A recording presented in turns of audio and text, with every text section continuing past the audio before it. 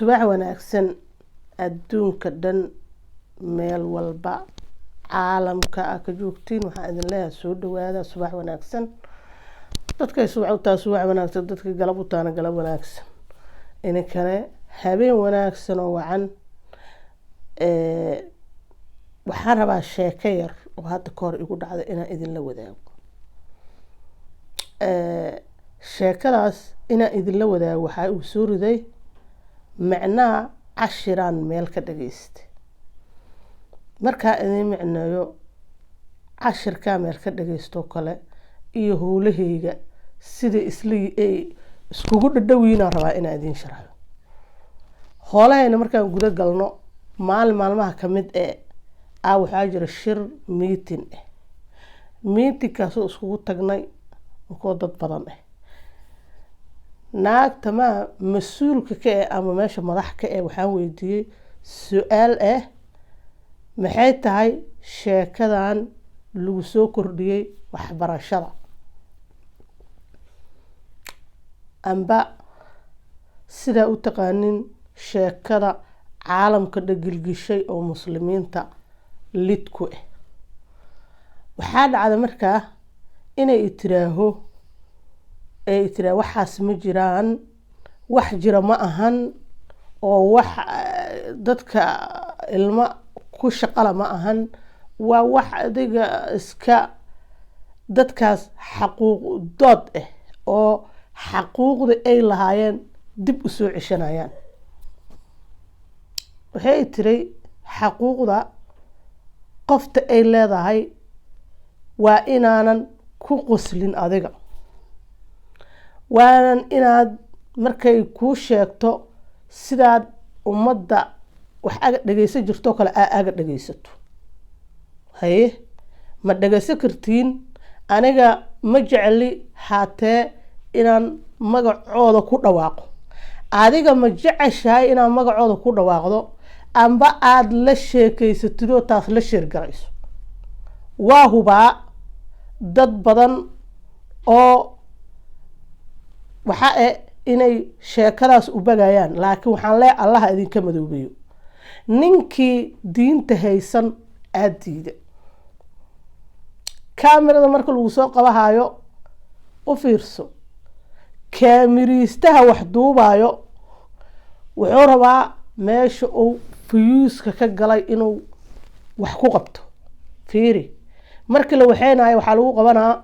naagtu waxay xiran tahay la wareysanayo calaamadii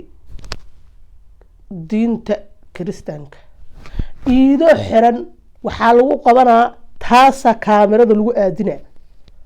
kaamirada waxaa loogu aadinaa inay arkaan dadkan inay hal diin ahaynin waa kaamiriistaha kaliya ma ahan dadka oo waxa kaamiriistaha muxuu rabaa wax low dadku afiya amba dadu isku diraa mar walbaba ayaka laakiin anaka taas anaka danayno tahay laakiin ayaka dan uma aha sheekada aan soo qaaday gabadhii markaan waxaas weydiiyay waxay tiri waa inaadan ku qoslin dadkaas sida bini'aadamka kale uu sheekaysato sida dadka aad la sheekaysan jirto kale ayna dadkaan ahaynin xaquuq u dooda la yiraahaa laakiin wax ilmaha la baraayo ama ilmaha maskaxdooda la bedelayo male tan ugu yaabka badneen marka dadka dawladaha la shaqeeyo maale iyo dadka journalistaha iyo dadka maaragtay muxuu ahaaye dawladda u shaqeeyo marmar waxaa u maleysaa inay meelo badan iska leeyihiin maalinba waxay rabaan iyagu maskaxdooda ka soo gasho ay ka gadaan shacabka siday u gadmi lahaayeen waxaa kale isweydiimo waxay dhahday xijaabkayga saas u soo qabatay markay saas u qabatay waxay ku tiri xijaabkaad xiran tahay fiiriya xijaabkaad xiran tahay ma rabtaa in lagugu qosqoslo oo lagugu cunsuriyeeyo fiiriya an naftirkayga markaas waan nahay because naagta actionka ay samaysay xijaabkayga saas u soo qabatay ee ugu tiri marta xijaabkaada in lagu cinsuriyo markaas ay maya ayakana waxay rabaan sida xijaabkaada xur ugu tahay fiiriya ay rabaan ayakana inay xur u noqdaan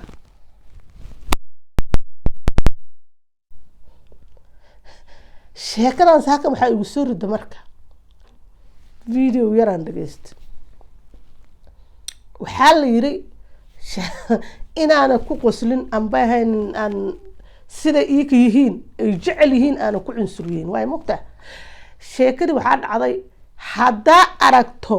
cunug sheekadii xalay daba joogtaa maxaa dhacday markaad dhahdid hadda cunug yar oo aragtid laba aabba leh amba laba hooyo leh ma ku qosli lahayd soo qor fiiri sheekada waa gadantay say tahay u gadanta because waxaa joogo hadda horta sheekadan sheeko cusub ma ahan hadda sheekada bannaan dhigiddaa cusub ma ahane sheekadan waa hore jiri jirta inay waa hore jiri jirta waxaa idin sheegaa waagadaan u iloobin 10 sano ka hor waxay dhacday wiilkayga yarkaa iskoolka dhigahayo naa gabadha u dhigayso inay tiraaho naa kale iida ee isla aadaan hanimo dalxiis ee waxaan ku dhahay yiraahaan waxaan cadeynaynaa inaan isjecelna fiiriya marka wiilkayga waa 11 sano ka hor marka reality kaaga hadlo wili waa xasuustaa ma iloobin markaas waxay ugu yiri hooyo maanta wax dhacay ma ogtahay aan siiro maya wuxuu yiri naagta iskoolka ii dhigaysa waxay noqotay naag kale ila iskuursadeen oo ma igu ciyaaray waxay ila noqotay wiiligay waxaan arkin amba maqlin markaas wuxuu yiri warqada nala soo siiyay oo ku saabsan information kaas waa goorma 10 sano ka hor markaas ay warqadii taadhigt markaas uu ma ogi meelaha aan dhigay habeenada kamida ana ku isku hurdaayo wiilkayga in soo baraarugay wallaahi inaana bad idin sheegay soo baraarugay aniga xaamila ahay marka sariirkan saarnay in soo baraarugay oo dhulka ma aragtay sariirta dhinaceeda oo wuxuu leeyahay warqati waatan waan soo naxay waa soo booda waxaan ku yiri maxaa kugu dhacay markaas uu yiri warqada inaan hela umaleeyahay hooyo because maanta waxaan ku celceliyaa warqada intay dhigtay warqadiya murugteeda ay warqada intay dhigtay taas aniga hore u ogaay taas aan hore u ogaay waxaan way jiri jireen laakiin way qarsanaayeen dawladana way ku dhaqmi jirtay isgoolaadkana way looga dhaqmi jiray waxay rabaan inay ku dhaqmi jireen laakiin ma ahaynin inay education lagu daro oo waxbarashada ilmaha lagu dhiirigeliyo oo la yiraahdo qasabay idinku tahay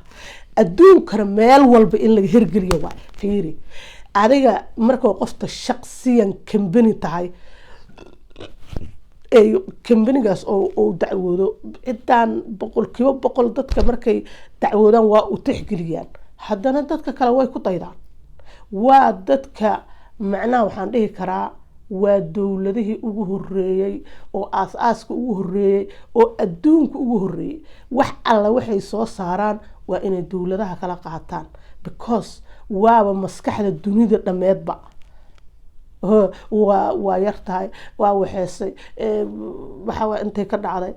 siyaasadda hoos u dhacday heblaha hoos u dhacday ma ahan waa dunida maskaxdeedii dhamaay oo horta ugu horeysay aaski dhamaay oo kow la soo aas oo u qadiimiyeed taas markaan dhaho tan marka aan rabo ina idin sheego cunuga markii la dhahayo cunugaasaa wax sharaxay laba hooyo qaba cunug wuxuu isweydiiyaa maskaxda ilmaha kubiyuusay noqonayaan ilmaha aad ay maskaxdooda u buuxsamaysaa markii waxaana jir adigana wax sheegtid ayakana ay wax soo sheegaan adigana wax sheegtid heeray runsadaan iyo qofay belief gareeyaan ay waynayaan maxaa qofta yaa la belief gareeyaa maanaa lay belief gareeyaa mase iskoolkii wayna ogtahay ilmahan way ka dambeeyaan macallimiinta wax kasta u sheegaan macnaha wax su'aal kastoo la weydiiyo macallimiinta waxay jecel yihiin ilmaha correct inay aga jawaabaan ma rabaan inay wax wrong aga jawaabaan laakiin adiga waxaa laga yaabaa inaad waqtigaada yar yahay waalidiinta 100% waqtigooda aad buu u yar yahay laakiin iyaga waa shaydaan waqtigooda aad u badan yahay dad waqti badan cashirka mahoodi ka sii wataan su'aalaha dadka weydiiyaan bareefadka dadka weydiiyaan waxay cunugu wuxuu jecel yahay wuxuu necab yahay wixii dhibaayo wax kasta ay weydiiyaan laakiin anaka ma weydino because anaka haddana maba ahan ilmihii inay nasii dhageystaan ay warkeenna tixgelayaan laakiin dadkaas TV waa laga dashay cunug kaloo ka gees hadlaya kasko geed hadli kara ma jiro konton cunug haday ma fadhida hal cunug hadii su'aasha la weydiiyo halkaas cunuga ka jawaabay ilmahan kala ma hadli karaan laakiin adiga markii konton cunug meesha lagu soo galsho in isku dhaxwaalta adoo waalwaalna ka tagay kan waa ku soo taqsusay waxay soo barteen marka dadka meeshan joogi rabo aniga fikradaydan ka hadlaa fikirkayga la ka hadlaa ma ka hadlaayo fikirkaada muxuu yahay iyo adiga maxaa sameeyleed ma dhahay laakiin aniga waxaan ka hadlaa fikirkayga qofti meesha inay joogto rabto number 1 waa inay horta ilmaha luqadda Soomaaliga ay yaqaaniin kan labaad waa inay sanadkii 2 jeer sanad marna cimro geyso qoftaas ilmaha haysato marna ay geyso wadankii luqadana ay ka dhistahay af Soomaaliga bartaa ilmaha markay af Soomaaliga bartaan wax badan ay fahmayaan laakiin ilmaha joogo siiba England magaalooyinka kale ma aha magaalooyinka kale af Soomaali fiican ay yaqaaniin ciyaalkaas aad iyo aad u fiican yihiin laakiin magaaladan England ilmaha joogaan oo 100% ka dhumay Soomaaliga amba Soomaali ebedkood arkin maxaa lagu caawinaa af Soomaali ciyaar kuma baranayaan because mana rabaan adduunka af Soomaali u nacibiin fiiri dad Soomaali ka yimid oo Ingiriis jaba yaqaano oo ku dhahayo af Soomaali xaal lagu dhahaa kan dadkaas oo kala jiro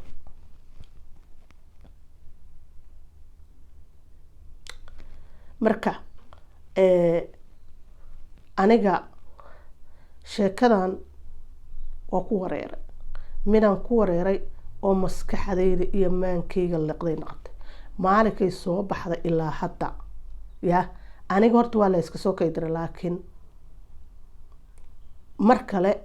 su'aasha waa weydinaa because marmaraan jaanis ayna dadka qaarkood helin aan marmar aniga helaa waana dad ilamida inay helaana u maleynaa jaaniskaas haddii lacala ay dhacdo jaaniskii maalinkaas xijaabkayga layga jiljilayo kale oo isoo maro mar labaad waa ku naqana macnaha anoo ku gambanayo waxyaalaha qaarkood oo aniga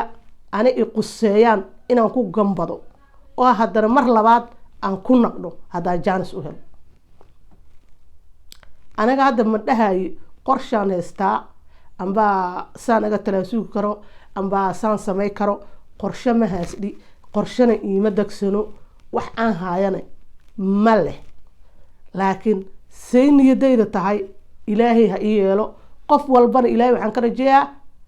niyadeeda iyo siday jeceshahay inuu ilaahay u yeelo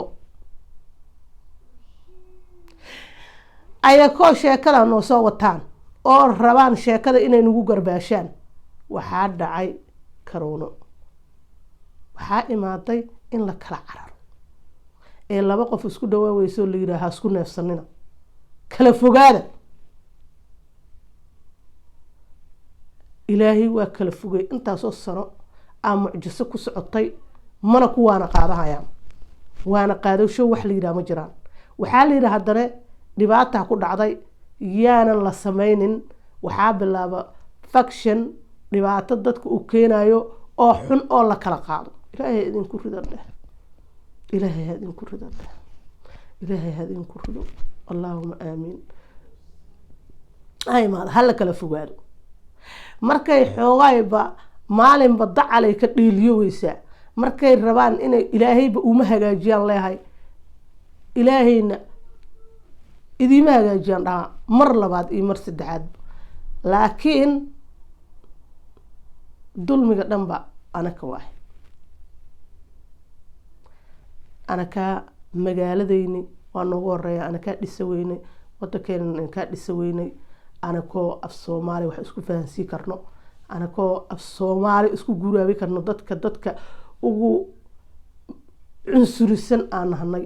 wallaahi Soomaali hayla yaabina 100% cunsuri waay marka sheer gareeya isgaarsiiya alxaasil aniga inta fikradeyda idin soo gudbiyay haddana waa idin salaama khayr baa idin rajeeyay waxaan ku leeyahay